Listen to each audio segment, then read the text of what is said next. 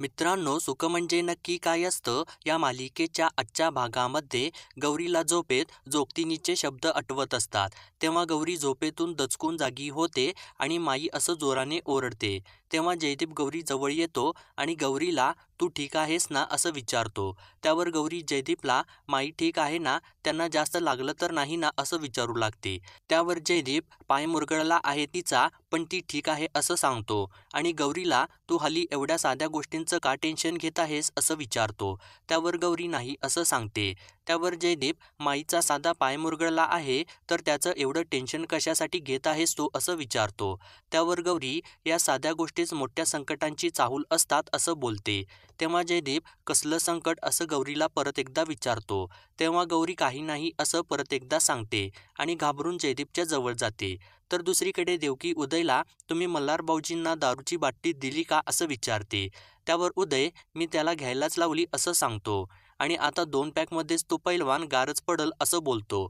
तर देवकी उदयला एवढ्याने काहीच होणार नाही, माझ्याकडे एक प्लॅन आहे असं बोलत उदयच्या कानामध्ये प्लॅन सांगू लागते. तेव्हा उदय प्लॅन ऐकल्यानंतर तुझा प्लॅन तर लईच भारी आहे असं देवकीला बोलू लागतो.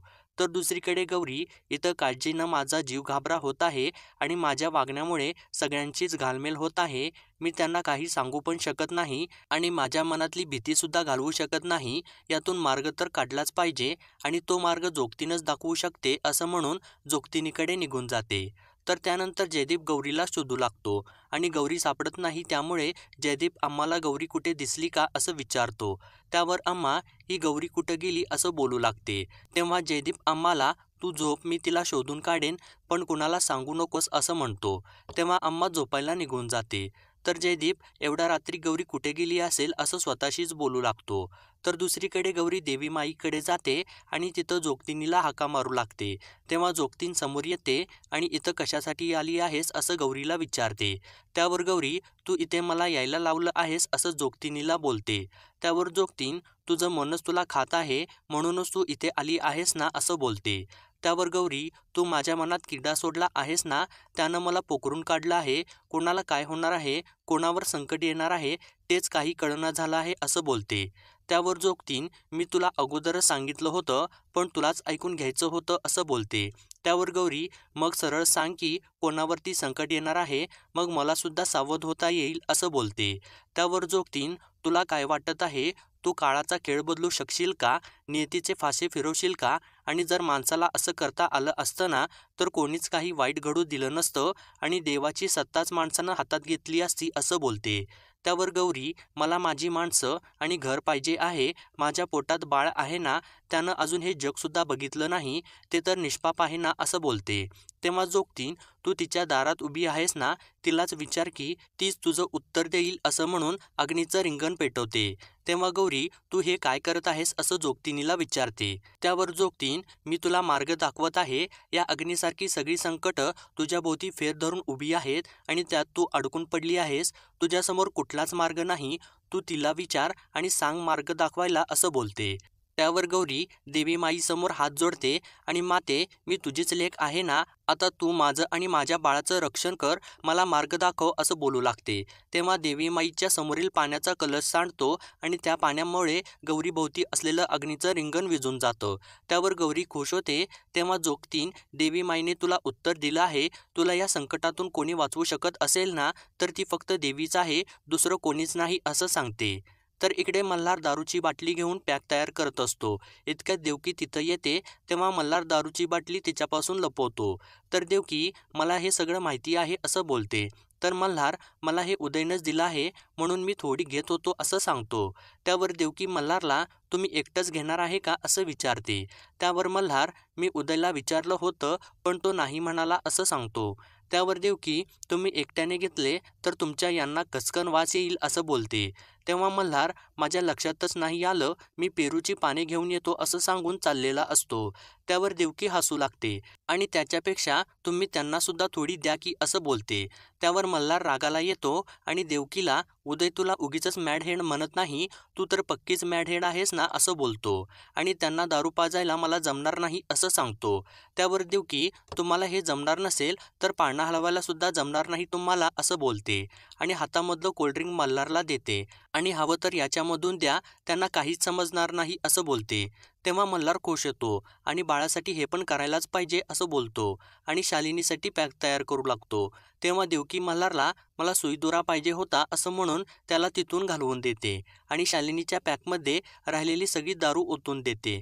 तेव्हा मल्हार सुईदोरा घेऊन येतो तर देवकी सुईदोरा घेते आणि तिथून निघून जात असते. तेव्हा बाहेर जात असताना शालिनी समोर येते आणि देवकीला धडकते. तेव्हा तू इथे काय करत आहेस असा प्रश्न देवकीला करते. तेव्हा देवकी मी सुईदोरा न्यायसाठी आले होते आणि ऑल दी बेस्ट जाऊ बाई असं म्हणून तिथून निघून जाते. तेव्हा शालिनी आतमध्ये येत असते आणि असं काय बोलली ही असा विचार करू लागते आणि मल्हारकडे बघून हे काय चाललं आहे असं विचारते. त्यावर मल्हार आपल्यासाठी कोल्ड्रिंक आणलं आहे असं म्हणून शालिनीला कोल्ड्रिंक देऊ लागतो. त्यावर शालिनी ते मला नाही आवडत असं सांगते. तर मल्हार शालिनीला मी नेहमी तुम्ही म्हणाल तसं करतो ना, मग आज पहिल्यांदा तुम्ही मी म्हणाल तसं करा की असं बोलतो. तेव्हा शालिनी कोल्ड्रिंक हातामध्ये घेते आणि पिणार असते. तेव्हा मल्हार शालिनीला चिअर्स करायला सांगतो आणि आजची रात्र आपण अशी सेलिब्रेट करूया की कायमची लक्षातच राहिली पाहिजे असं बोलतो. तेव्हा शालिनी एका दमामध्ये सगळं कोल्ड्रिंक पिऊन टाकते आणि याची चव अशी का लागत आहे असं मल्हारला विचारते. तर मल्हार शालिनीला थोड्या वेळाने तुम्हाला चांगलंच वाटू लागेल असं बोलतो. तर दुसरीकडे गौरी अंबाबाई समोर हात जोडून उभी असते आणि मला तुझा कौल कळाला आहे, तुझ्याशिवाय मला यातून कोणीच वाचवू शकत नाही असं बोलत असते. तेव्हा जयदेव बाजूला येऊन उभारलेला असतो. तेव्हा गौरी काय चूक झाली आहे माझी, तू का माझी परीक्षा घेत आहेस असं अंबाबाईला विचारत असते आणि माझ्या हातातून काय पाप घडलं आहे, जर माझ्या हातातून काही पाप घडलं असेल ना तर त्याची शिक्षा माझ्या जवळच्या माणसांना कशासाठी आणि नेमकं काय होणार आहे, कोणाला होणार आहे, कसलंच उत्तर मिळालं नाही मला. माझ्या घरावरती काळाची सावली पडली आहे, पण तो काळ कोणावरती घालणार आहे हे तू नाही सांगितलंस. नेमकं कोणाची काळजी घ्यायची, कोणाला सांभाळायचं ते तरी सांग की असं बोलते. आणि इतक्या वर्षांनी माझ्या वाटेला सुख आलं आहे आणि ते सुद्धा तू हिरावून घेत आहेस का, असं नको करोस असं म्हणून रडू लागते. तेव्हा जयदीप ते सर्व बोलणं ऐकत असतो आणि रागाला आलेला असतो. तर दुसरीकडे उदय आणि देवकी चोर पावलाने मल्हारच्या खोलीबाहेर येऊन उभे राहिलेले असतात. तेव्हा शालिनी आणि मल्हारला दारूची नशा झालेली असते. तेव्हा शालिनी मल्हारला माझ्याकडे बघ की असं बोलते. तेव्हा मल्हार मी तुमच्याकडेच तर बघत आहे ना असं बोलतो. तर शालिनी तू मला काय पाजलं आहेस असं विचारते. तेव्हा मल्हार काय नाही कोल्ड्रिंक होतं ते असं सांगतो. त्यावर शालिनी कोल्ड्रिंक नव्हतं ते, त्याला कोल्ड्रिंक म्हणतात असं बोलू लागते आणि मला लई भारी वाटत आहे असं सांगून उठून उभं राहते. तेव्हा मल्हार शालिनीचा हात पकडतो. तेव्हा शालिनी मला तर ढगात उडल्यासारखंच वाटत आहे असं बोलते. त्यावर मल्हार बाटलीकडे बघतो आणि बाटली रिकामी कशी काय झाली, मी तर थोडीच घातली होती ना असं बोलतो. तर तेव्हा शालिनी मल्हारजवळ जाते आणि मला काय पाजलं ते सांग, कोल्ड्रिंक होतं का मदिरा होती असं विचारते. तेव्हा मल्हार कोल्ड्रिंकच होती असं सांगतो. तर शालिनी कोल्ड्रिंक नव्हती ती असं बोलते. तर मल्हार आपली मज्जा म्हणून मी थोडीच घातली होती असं सांगतो. त्यावर शालिनी रागाला येते आणि कसली मज्जा असं बोलत, मी एवढी फिगर मेंटेन केली आहे, एवढी सुंदर दिसत आहे, तर ते एका बाळासाठी मी हे सगळं सोडून देऊ का असं विचारते. तर मल्हार शालिनीला पण हा निर्णय तर तुमचाच होता ना, तुम्हालाच बाळ पाहिजे होतं ना असं विचारतो. त्यावर शालिनी मला बाळ नको होतं, माझी मजबुरी होती असं सांगते. त्यावर मल्हार कसली मजबुरी असं विचारतो. तर शालिनी मल्हारजवळ जाते आणि कुणाला सांगायचं नाही असं बोलत त्या गौरीला बाळ होणार आहे आणि ती हलकट देवकी पोरं घेऊन फिरत आहे, सातारला जात आहे, त्यामुळे ही अख्खी इस्टेट त्या पोरांनाच वाटून मिळणार आहे ना आणि तुला काय मिळणार आहे, थोरला मुलगा असून सुद्धा तुला तर दत्तोराच मिळणार आहे ना असं बोलते. तर ते ऐकून मल्हारच्या पायाखालची जमीनच सरकून जाते. तर मित्रांनो पुढील भागामध्ये आपण पाहणार आहोत गौरी आणि जयदीप बाहेर फिरायला गेलेले असतात. तेव्हा गौरी रस्त्यावरती उभारून जयदीपचा फोटो काढत असते. तेव्हा अचानक एक ट्रक येऊन गौरीला उडवतो. तेव्हा गौरी बाजूला जाऊन पडते. तर जयदीप गौरी असं जोराने ओरडत गौरीच्या दिशेने धावू लागतो. तर त्यानंतर गौरीला उचलून जयदीप ढकलगाड्यावरती झोपवतो आणि गाडा ढकलत हॉस्पिटलमध्ये घेऊन जातो. तेव्हा डॉक्टर गौरीला ॲडमिट करून घेतात आणि जयदीपला बाळ किंवा आई दोघांपैकी कोणाला तरी एकालाच आम्ही वाचवू शकतो असं सांगतात. तेव्हा ते ऐकल्यानंतर जयदीपला मोठा धक्काच बसतो. तर मित्रांनो जयदीप डॉक्टरांना काय निर्णय देणार हे बघण्यासाठी आपल्या चॅनलला सबस्क्राईब करा.